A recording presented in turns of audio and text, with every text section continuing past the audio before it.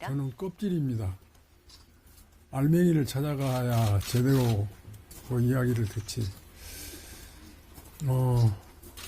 지금 70년생이니까 우리 나이로 55세예요. 그런데 생일이 11월 27일이기 때문에 남의 나이 먹었으니까 지금 아마 본 나이로는, 호적 나이로는 53세일 거예요. 그래서 대개 한림원 그 심사위원들이 그 늙은 작가나 늙은 시인들을 선택하더라고요. 그래서 우리 딸은 몇 년 뒤에야 타게 될지 모른다, 그렇게 생각했는데 어제 결정은 너무 갑작스러웠어요. 당혹감이라고 할 수 있는데, 저는 그 깜빡 잊고 잠자려고 자리에 들었는데 어디서 전화벨이 울려서 열어보니까 동아일보 여기자가 전화를 해왔어요. 그래서 웬일이냐고 그랬더니 따님 수상 소식을 들었냐고 그러더라고요. 그래서 무슨 소리냐고, 당신 혹시 가짜 뉴스 듣고 속아서 전화하는 거 아니오? 내가 그랬더니 아니라고, 그 8시 5분에 그 본격적인 그 보도가 떴다고. 그러니까 그때는 8시 한 10분경이었어요. 그러면서 딸 전화번호를 가르쳐 달라고. 그 딸 전화번호를 그 기자들이 대부분 모르는 것은 한 두세 달 전에 딸아이의 그 핸드폰이 해킹을 당해가지고 전화번호를 아예 바꿨습니다. 그러니까 출판사 사람들이나 아주 긴밀하게 사귀는 사람들 아니면 전화번호를 모르죠. 그러니까 만만한 애비한테 전화번호를, 그렇다고 해서 내가 전화번호를 가르쳐 줄 수도 없어요. 왜냐하면 어떤 상황인지 모르기 때문에. 그래서 내가 그런 형편이라고 그러니까 그 사람들은 또 주소도 전에 알고 있던 주소하고 전혀 다르니까 그 아이가 종로 효자동에다가 집을 지어서 살았는데 이 집이 참 콧구멍만 해요. 그래서 간신히 혼자서 글쓰기도 비좁은 그런 집이어서 이게 자문로에다가, 같은 종로 자문로에다가 헌 집을 하나 사서 이번에 새로 대폭 개조를 했어요. 새 건물처럼 그렇게 지어서 이사한 지가 한 20일 그렇기 때문에 새 주소도 몰라요. 그러니까 기자들이 당황할 수밖에 없죠. 그래가지고 나한테 연결을 해온 모양인데, 그래서 내가 전화번호를 말해줄 수 없다고 그랬더니, 그러고 전화를 끊었는데 어떻게 전화가 밀려온지 전화를 다 받을 수가 없더라고요. 그래서 다행히 그 초참에 군수님도 전화를 해와서 전화를 받았고, 그 이후로는 아이고 안 되겠다 그러고 전화를 아예 안 받아버렸어요. 그러고 전원을 꺼버렸어요. 그랬더니 그 전화들이 전부 다 그 문자 메시지로 몰려오고 그래가지고 그것이 한 150개 정도 몰아놨어요. 그래서 이제 우리 마나님 전화로 딸하고 통화를 했는데 어떻게 이런 일도 있냐 그랬더니 이게 사실이냐 그랬더니 사실이라고. 그래갖고 당혹감에 사로잡혔어요. 그러니까 즐겁다고 말할 수도 없고 기쁘다고 말할 수도 없고 그랬는데 그 왜 그랬냐 하면 그 이유가 아까 내가 그랬죠. 팬데믹이 그 코로나19로 인해서 팬데믹 세상이 되었을 때 노벨 문학상이 한 해 중단이 됐었어요. 그래가지고 다음 해에 두 사람을 노벨 문학상을 줬습니다. 이제 그 가운데 한 사람이 57살이었어요. 그러니까 그 사람도 굉장히 젊은 편이었는데 우리 딸은 더 젊었으니까 몇 년 뒤에야 타는데 이번에 탔다고 그러니까 그래서 그랬던 겁니다. 그런데 왜 우리 딸한테 그 사람들이 딸을 선택을 했을까 하는 이유를 제가 짐작하는 대로 말씀을 드리겠어요.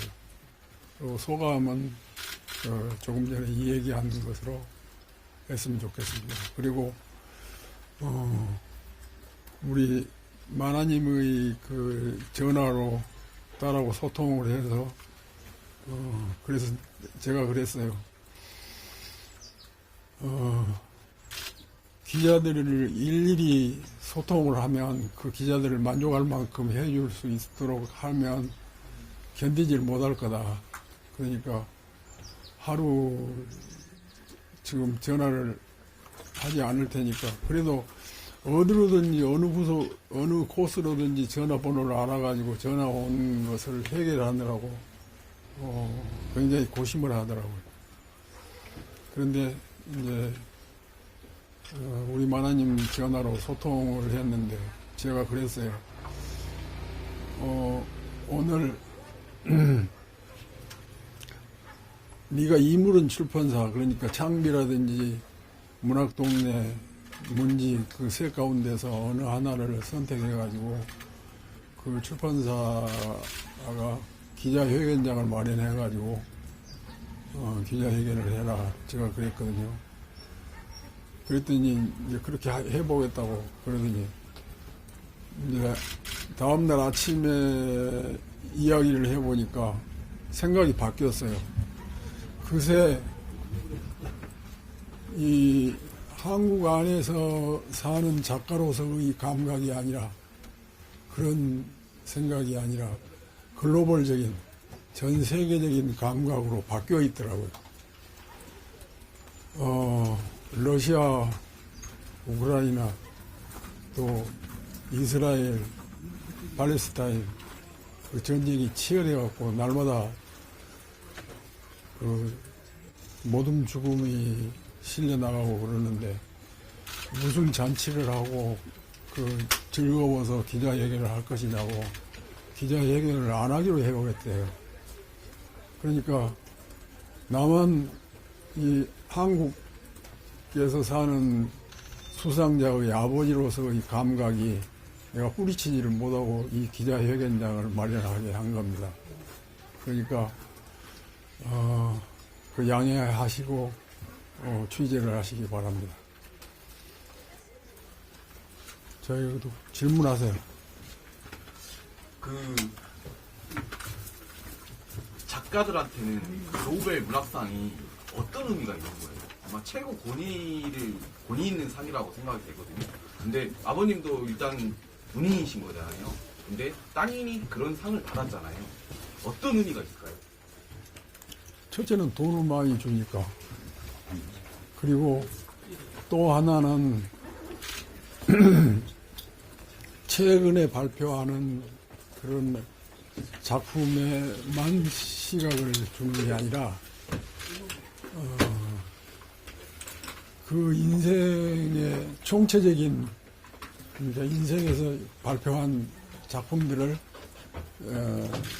총체적으로 관조하는 그래갖고 결론을 내는 그래서 늙은 사람들한테 많이 수상이 되고 그랬어요. 그래서 우리 딸은 차례가 아직 오지 않는다 그랬는데 다만 희망이 뭐냐면 팬데믹 사건 이후로 두 사람이 거듭받았을 때 한 사람이 57살이었어요. 그러니까 그러면 앞으로 4년 후면 우리 딸도 해당이 되겠구나 그런 생각을 가졌었죠. 그런데 나는 한림원 심사위원들이 사고를 잘 쳐요. 왜냐하면 10월 10일을 앞두고는 기자들이 장문을 많이 해요. 기사를 추측 보도를 많이 한다고요. 그런데 추측 보도가 전부 다 엉터리야. 한림원 심사위원들의 심사를 꿰뚫은 기자가 없어. 이번에도 그 기사를 주의 깊게 볼 수밖에 없는데, 세계에서 내노라 하고 나이 많은 늙은 작가들을 전부 다 검증한 다음에 가장 유력한 사람이 금년에는 여성인데, 중국의 여성 작가에게 주어질 공산이 가장 크다.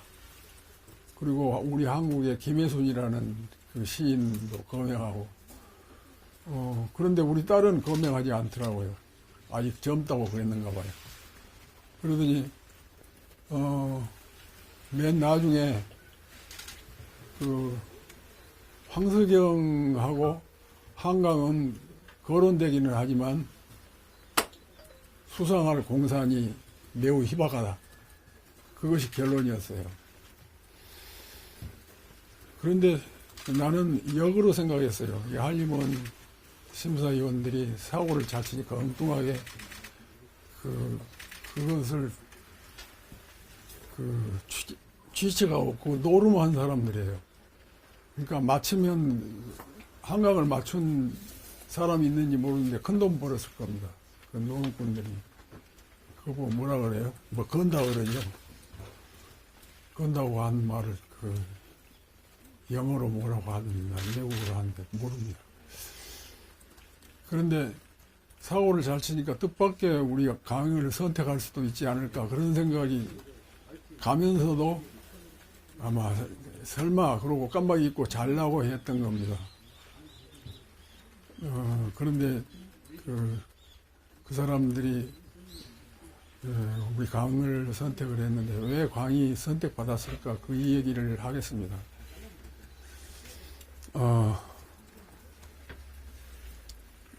우리 딸은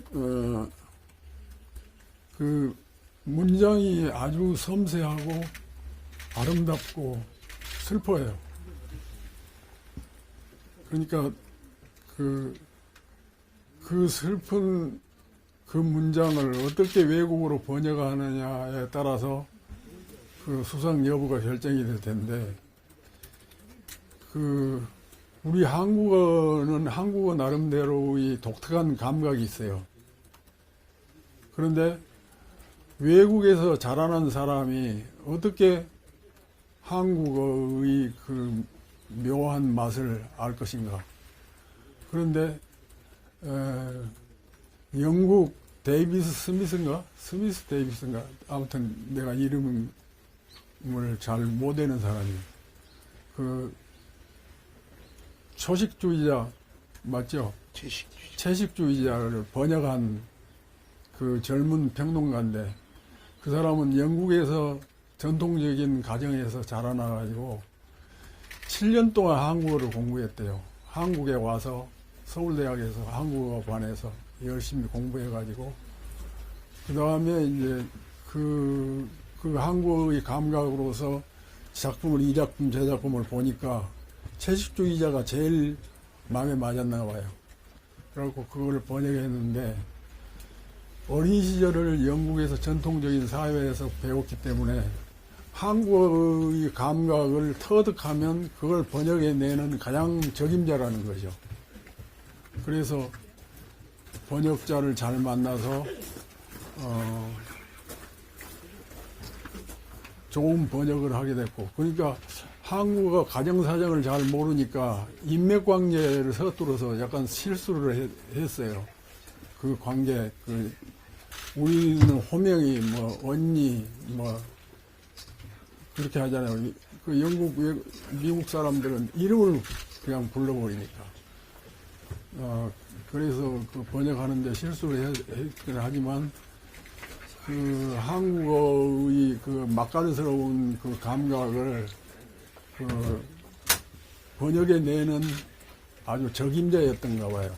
그래갖고 영국 작가들, 특히 그 채식주의자 심사를 하는 그 사람들을 그 감동을 하게 해서 한국인은 최초로 일단 맨부크상을 받았죠.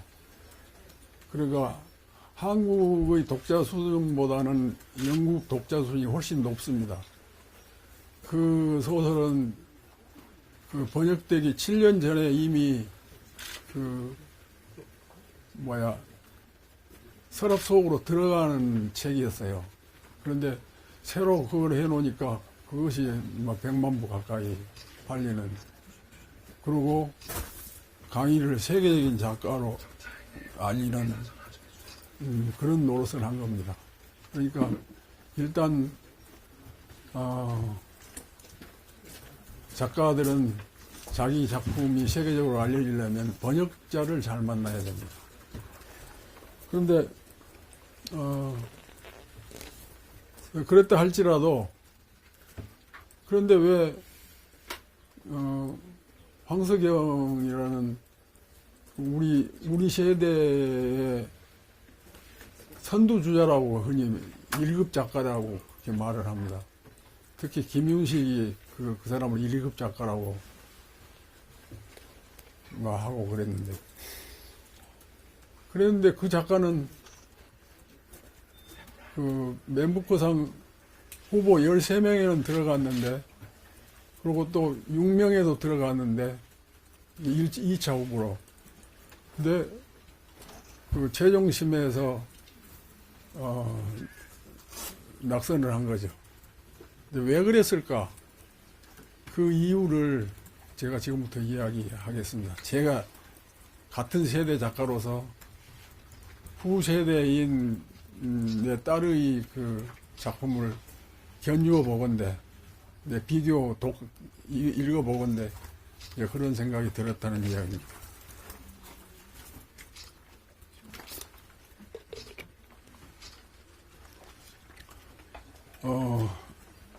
우리 소설 문학계에는 유럽의 그 리얼리즘 사실주의라고 여러분들 알고 있죠. 그 소설이 들어와가지고 일제 때부터 들어와서 일본말로 번역된 거, 그리고 또 그 다음에 한국어로 번역된 거, 그 정음사나 의류사 판 그것들을 읽고 공부했는데, 그러니까 지금 4세대, 황석영 세대를 제3세대라고 이어령 씨가 불렀는데, 지금 저 강의나 그 또래의 작가들은 제4세대가 되는 셈이죠. 그런데 제3세대가 소설이 굉장히 잘 팔리고, 그 세대가, 그 3세대 문학 전집 보면 알겠지만, 그 삼성출판사에서 나온 그 책에 나도 들어갔는데, 그 책이 300만 부 가까이, 300만 질 가까이 나갔어요. 24권짜리가. 그러니까 얼마나 많이 팔렸는가 봐보세요.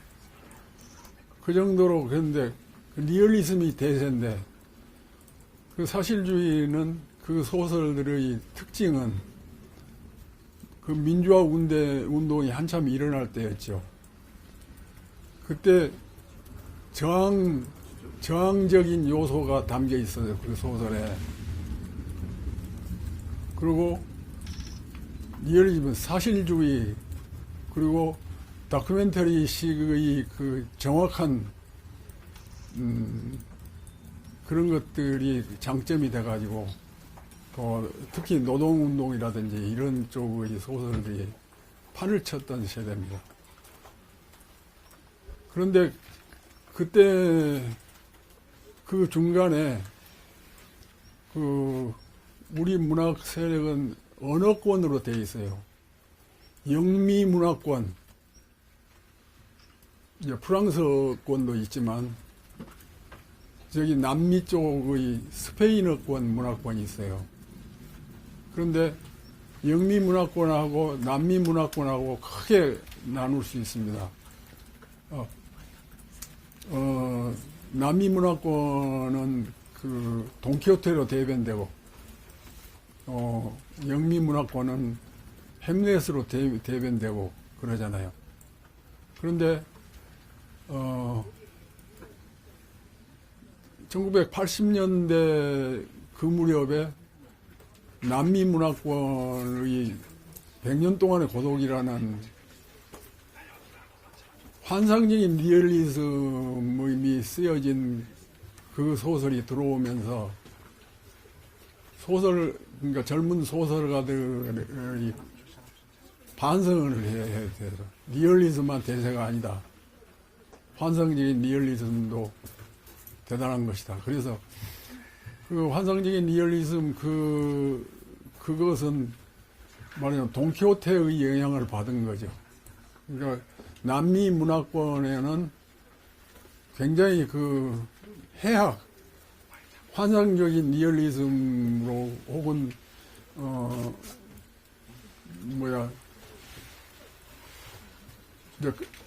그 신화적이고 환상적인 그런 어떤 밑에가 깔려 있습니다. 그래서 지금 3세대하고 그 강의가 소속되어 있을 듯 싶은 4세대의 문학인들의 문학 자세가 말하자면 그 환상적인 리얼리즘의 영향을 받았느냐, 그런 것을 가지고 있느냐, 신화적인 맛을 가지고 있느냐 하는 건데,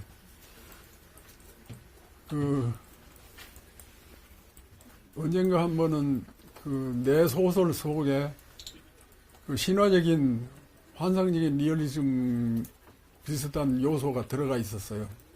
그것을 나는 일찍부터 생각했으니까요. 초기부터. 그랬더니 내 소설 평을 한 어떤 젊은 작가가 장 출신입니다. 그 작가가 뭐라고 하냐면, 리얼리즘 작가들이 리얼리즘의 작가의 무덤은 그 소설 속에 신화적인 요소를 도입했을 때 그 리얼리즘 작가의 죽음이라고 그럽니다. 그 얘기를 하더라고. 얼마나 모욕적이고 슬픈 이야기예요. 그런데 지금 젊은 세대들은 그것을 부끄럽게 생각하지 않고 장점으로 생각합니다. 신화적인 요소, 환상적인 리얼리즘의 요소, 그것들하고 가미돼서 그 강이라는 작가는 굉장히 그 문학을 더 아름답게 쓴 거예요. 그러니까 그 강일 소설 신춘문예에 등단한 붉은 덫이라고 하는 그 소설을 보면 그 제목부터가, 그리고 첫 문장부터가 굉장히 환상적인 그런 아름다움의 세계를 그리고 있어요. 그리고 소년이 온다, 여러분들이 깊이 읽었겠지만 소년이 온다라고 하는 소설도 굉장히 시적이고 환상적인 그런 세계를 다루고 있어요. 그리고 이번에 발표된 작별하지 않는다, 제주 4.3 사건을 다룬 그 사건도 소설 막 시작하면 기자 출신의 그 경화라고 하는 소설가가 자기 친구를 위해서 제주도로 갑니다. 한겨울에. 그런데 첫 문장에 그 굉장히 으스스하고 신화적인 그런 분위기, 환상적인 리얼리즘 그 분위기로 끌고 갑니다. 그러니까 지금 이 스웨덴 할리먼에서 심사를 했던 심사 부장이 누구냐 하면 영국의 어떤 기자 출신의 평론가예요. 그 사람이 이런 얘기를 했더라고요. 저 신문에 보도된 겁니다. 조선일보에서 내가 그걸 봤는데, 역사적인 트라우마와, 그러니까 이건 소설의 주제죠. 드라마와 여린 인간의 사랑 얘기를 그렇게 잘 그려낼 수가 없다. 그런데 그걸 그려내는데 지금 그 강의의 문장이 아주 딱 알맞다. 그렇게 생각하는 거죠. 그러니까 그 번역하는 자가 강의의 문장이 가지고 있는 그 섬세하고 아름다운 그 문장에다가 슬픈 감수성까지 가지고 있는 그것을 번역자가 이렇게 번역을 시켰는가 봐요. 이제 나는 그